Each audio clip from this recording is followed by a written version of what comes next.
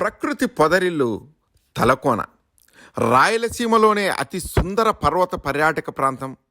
దట్టమైన అడవి, 270 అడుగుల ఎత్తు నుంచి జాలువారే జలపాతం, చల్లని గాలికి గలగల శబ్దం చేస్తూ తలలూపే వృక్ష సమూహాలు, పక్షుల కిలకిల రావాలతో నిండి ప్రకృతిలో మమేకమైన అందాల హరివిల్లు ఈ తలకోన.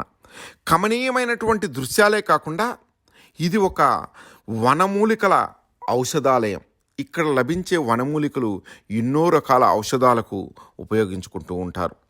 ఆధ్యాత్మిక భావాన్ని పెంపొందించే సిద్ధేశ్వర స్వామి సంతాన ప్రదాతగా విరజిల్లుతూ ఉంటాడు ఇక్కడ. ఈ మలయ మారుతాన్ని ఆస్వాదించి సేద తీరాలంటే తప్పనిసరిగా మీరు ఒకసారి ఈ తలకోనను సందర్శించవలసిందే. చూసారా ఇక్కడ అటవీ శాఖ వారు ఫారెస్ట్ గెస్ట్ హౌస్లను కూడా ఇక్కడ నిర్మించారు.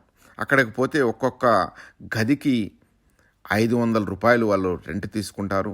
ఆహ్లాదకరమైనటువంటి వాతావరణాన్ని ఇక్కడ తలకోనకు వచ్చిన ప్రతి ఒక్కరూ కూడా ఆ జారే జలపాతం దగ్గరికి వెళ్ళి అక్కడి నుంచి మళ్ళీ స్వామిని దర్శించుకుని, సిద్ధేశ్వర స్వామిని దర్శించుకున్న తర్వాత ఈ ఫారెస్ట్ గెస్ట్ హౌస్లో చాలా వరకు వస్తారు. ఇక్కడ అనేక రకాలైనటువంటి సినిమా షూటింగ్స్ అన్నీ కూడా ఇక్కడే జరుగుతూ ఉంటాయి.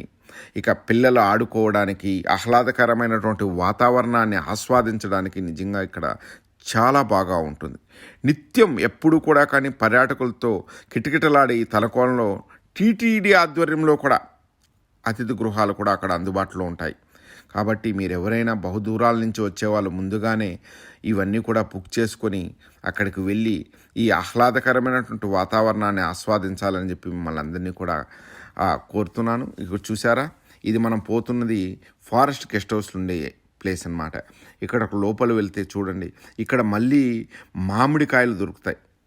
అడవి మామిడికాయలు అంటారు వీటిని. చాలా ఊరగాయలకు ఇలాంటి వాటికి ఉపయోగించుకుంటూ ఉంటారు. ఇది చూసారా, ఇది గెస్ట్ హౌస్ అన్నమాట.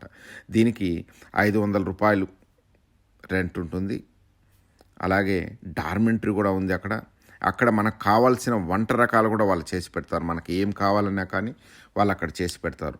ఈవెన్ నాన్ వెజ్, మీరు చికెను, మటను అలాంటివి తీసుకొని వచ్చి ఇచ్చినా కానీ వాళ్ళు అక్కడ మనకు చేసి పెడతారు. పెద్ద పెద్ద పార్టీలు కూడా ఇక్కడ చేసుకుంటూ ఉంటారు. చూసారా ఎంత ఆహ్లాదకరమైన, మనము ఎక్కడో ఊటీకో